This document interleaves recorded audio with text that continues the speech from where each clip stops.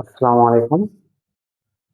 আমি আপনাদের মাঝে সেট অফ ফাংশনের আজকে 7 নম্বর পর্ব নিয়ে উপস্থিত হয়েছি। আমরা এই পর্বে আমাদের পাঠ্য বইয়ের 7 নং অঙ্কগুলো সমাধান করব। সবাই মনোযোগ সহকারে আজকে ক্লাসগুলো দেখবেন, কারণ আমরা সবাই সমাধানে আসছি। 4 নম্বর অঙ্ক বলছিল যে x - 1, y + 2 = y - 2, 2x + 1 হলে x ও y এর মান নির্ণয় করতে বলছে।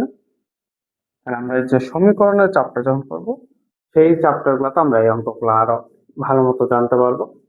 অর্থাৎ এগুলো অঙ্ক দুই ভাবে করা যায়, প্রতিস্থাপন পদ্ধতিতেও করা যায়, অপনিয়ন পদ্ধতিতেও করা যায়। তাহলে আমরা আসি সমাধানে আসি যে x - 1, y + 2, y - 2, 2x + 1। তাহলে ক্রমজোড়ের শর্ত মতে, ক্রমজোড়ের নিয়ম অনুসারে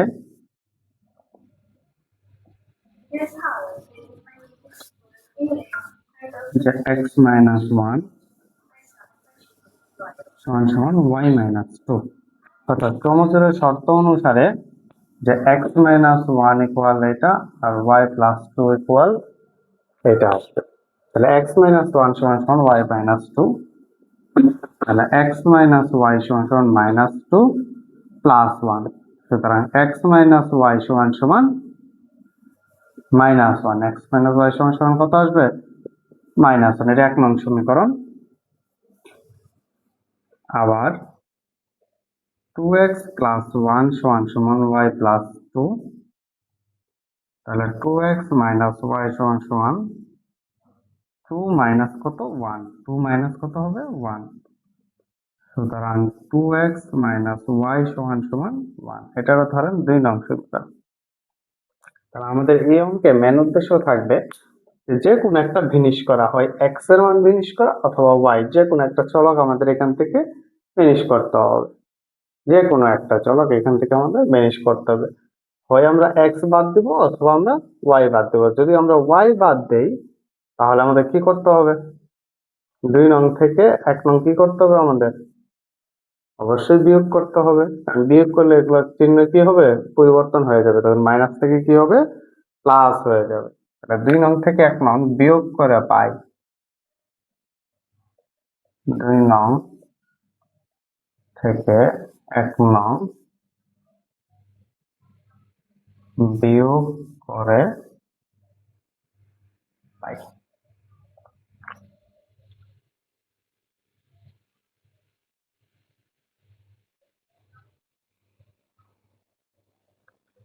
তাহলে 2 নং কি বলা হয়েছিল যে 2x - y = 1, আর 1 নং x - y = -1। তাহলে যদি আমরা বিয়োগ করি তাহলে এর আগে মনে মনে প্লাস আছে, প্লাসে মাইনাসে মাইনাস, এর আগে মাইনাস, আমাদের বিয়োগের জন্য মাইনাস, তাহলে মাইনাসে মাইনাসে প্লাস, এটা আছে মাইনাস, তাহলে মাইনাসে মাইনাসে প্লাস, তাহলে আমাদের এই y আর এই y বাদ, তাহলে আমাদের থাকতেছে কত? x = 2। তাহলে x এর মান যে কোনো একটা সমীকরণ আমরা বসাবো, যেমন 1 নং সমীকরণে বসিয়ে পাই। তাহলে 1 নং সমীকরণ কোনটা ছিল? যে x - y = কত? -1। তাহলে x এর মান আমরা 2, y = -1, তাহলে -y = -1 -2, তাহলে -y = -3, উভয় পক্ষ থেকে মাইনাস মাইনাস বাদ, সুতরাং y = 3। সুতরাং x, y 2, 3। এটাই অ্যান্সার। যে আমাদের x এর মান কত? 2 এবং y এর মান কত? 3। আমাদের এই মানটা চেয়েছিল, আমরা বাইর করি। এখন আমরা খ নাম্বার অঙ্কে আসি। খ নাম্বার অঙ্ক কি বলেছে? যে ax - 3y, a² - c² =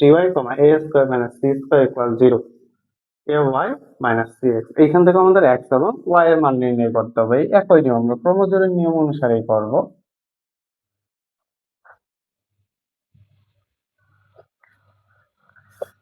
আমরা আগেই বলেছি অঙ্কগুলো আমরা দুই ভাবে করতে পারবো, এক হচ্ছে প্রতিস্থাপন, আরেক হচ্ছে অপনয়ন পদ্ধতি। যে যে প্রক্রিয়া ভালো পারেন তারা সেই প্রক্রিয়াতেই করবেন।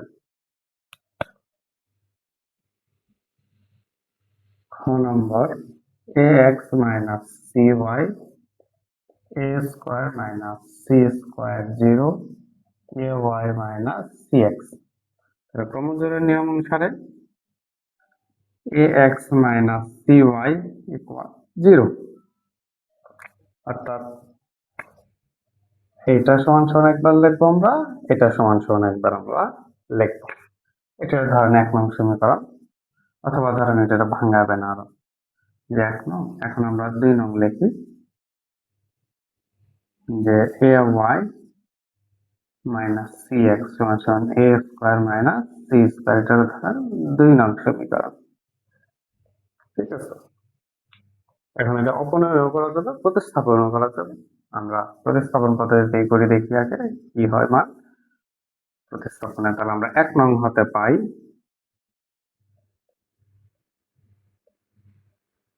যে 1 নং হতে পাই a x minus c y equal 0।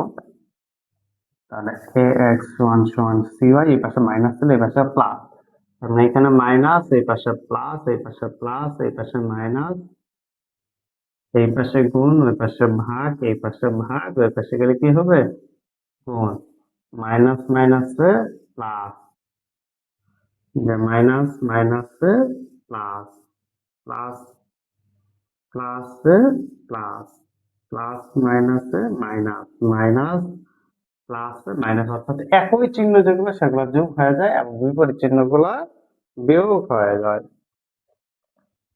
তাহলে সুতরাং এক্স সমান সমান সি ওয়াই বাই কত এ।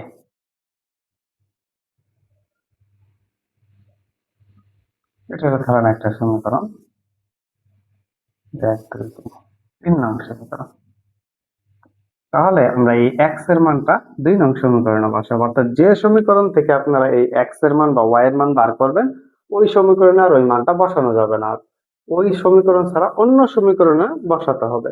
তাহলে আমরা এক্স এর মান 2 নং সমীকরণে বসাবো, যে এক্স এর মান 2 নং সমীকরণে বসিয়ে পাই। তাহলে আমরা 2 নং সমীকরণ কি ছিল, a y minus c x equal a square minus c square. তাহলে আমরা এই সমীকরণে বসাই a y minus c into c y by কত a, a square minus c square. তাহলে এ ওয়াই সমান সমান c square y by a, sorry a square minus c square.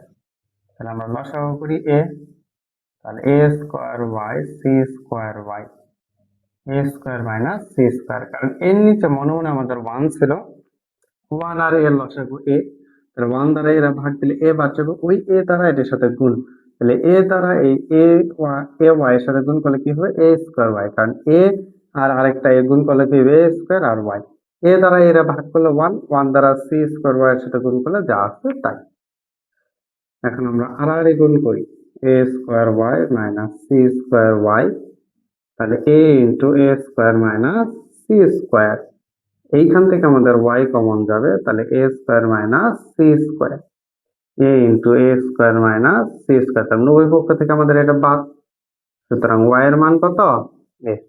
এখন আমরা এই ওয়াই এর মান যে কোনো একটা সমীকরণে বসালে আমাদের অ্যান্সার এসে পড়বে। যদি 3 নং সমীকরণ ছোট আসে, আমরা 3 নং সমীকরণে বসাবো, যে ওয়াই এর মান 3 নং এ বসিয়ে পাই। তাহলে ওয়াই এর মান যদি আমরা 3 নং এ বসাই, এক্স সমান সমান সি ওয়াই বাই এ, তাহলে c into a divided by a, তাহলে এ বাদ, তাহলে আমাদের থাকবে কত সি, যে এক্স এর মান সি। সুতরাং এক্স কমা ওয়াই সি কমা এ, এটাই অ্যান্সার। আমাদের এই মানটা চাইছিল, যে এক্স এর মান কত এবং ওয়াই এর মান কত। এক্স এর মান হচ্ছে সি, ওয়াই এর মান হচ্ছে এ। এটা হচ্ছে প্রতিস্থাপন পদ্ধতি। আরেকটা পদ্ধতি আছে, সেটা হচ্ছে অপনয়ন পদ্ধতি, আপনারা চাইলে সে পদ্ধতিতেও করতে পারবেন। এখন আমরা গ নাম্বার সমাধানে আসি।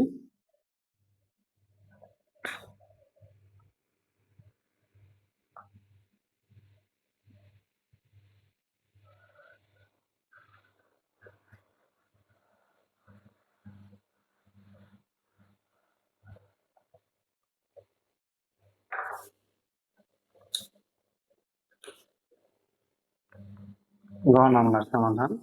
গ নম্বর কি বলেছে যে 6x minus y, 13 equal 1, 3x plus 2y। তাহলে ক্রমজোড়া শর্ত অনুযায়ী অর্থাৎ নিয়ম অনুযায়ী আমরা এটা সমান সমান এটা লিখতে পারি এবং এটা সমান সমান এটা লিখতে পারি।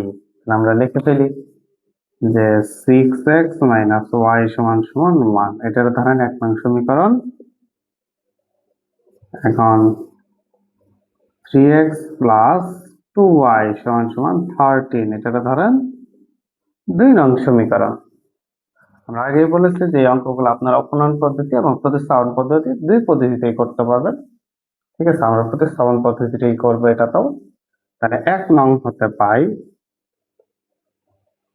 1 নং হতে পাই। তাহলে 1 নং সমীকরণ কি দেওয়া ছিল? 6x minus y, যে 6x minus y সমান সমান কত? 1। তাহলে আমরা যদি এখানে x এর যদি মান বার করি তাহলে 6x সমান সমান 1 plus y, তাহলে x সমান সমান 1 plus y ডিভাইডেড কত? 6। এটার একটা সমীকরণ ধরেন যে 3 নং সমীকরণ। তাহলে আমরা x এর মানটা 2 নং সমীকরণে বসাবো। 1 নং সমীকরণে কেন বসাবো না? কারণ 1 নং সমীকরণ থেকে আমরা x এর মান বের করেছি। তাহলে x এর মান 2 নং সমীকরণে বসিয়ে পাই যে x এর মান 2 নং সমীকরণে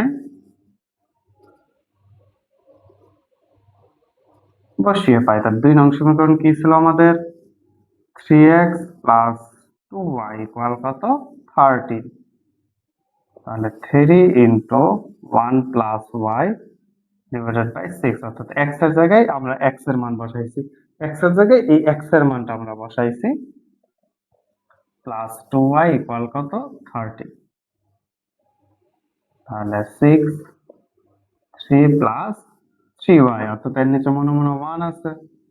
আমরা কাটাকাটিও করতে পারতাম অথবা ধরেন উপরে নিচে গুণ করে দিলাম। যদি কাটাকাটি করতাম তাহলে কত হইতো? এই 3 দ্বারা এই 6 টা কাটলে 2 হইতো। কত হইতো? 2। তাহলে আমরা লিখতে পারতাম যে 1 প্লাস y ডিভাইডেড কত? 2 প্লাস কত? 2y ইকুয়াল কত? 13। তাহলে আমরা লসাগু করি এইখানে। লসাগু করলে কত হবে? 2। তাহলে 2 দ্বারা 2 কে ভাগ দিলে 1, 1 দ্বারা 1 এর সাথে 1 প্লাস y এর সাথে গুণ করলে যা আছে তাই, প্লাস এর নিচে মনে মনে 1 আছে, 1 দ্বারা 2 কে ভাগ দিলে 2, 2 দ্বারা 2y এর সাথে গুণ করলে 4y ইকুয়াল 13। তাহলে 5y প্লাস 1 ইকুয়াল 13 দোকানে 2 আর 3 গুণ করতে হবে। তাহলে 2 আর 3 গুণ করেন, 13 দোকানে কত হয়? 26। তাহলে 5y ইকুয়াল 26 মাইনাস 1, সুতরাং y সমান সমান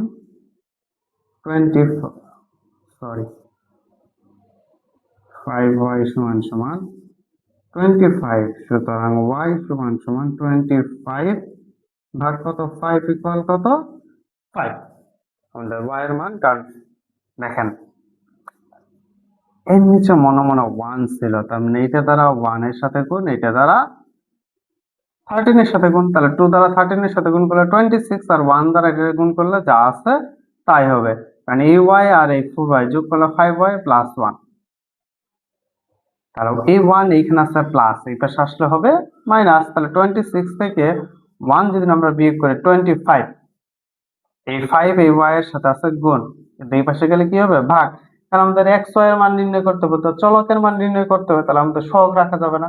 এই জন্য এই পাশে যত মান আছে সব আমাদের ডান পাশে চলে যাবে। তাহলে এর সাথে হচ্ছিল গুণ আকারে, তার মানে এই পাশে যা সে কি হয়েছে? ভাগ হয়েছে। তাহলে আমরা y এর মান পেয়ে গেলাম। তাহলে এই y এর মানটা আমরা 3 নং সমীকরণে বসাই, তাহলে আমরা x এর মান পাবো, যেহেতু এই সমীকরণটা আমাদের ছোট আছে। যে y এর মান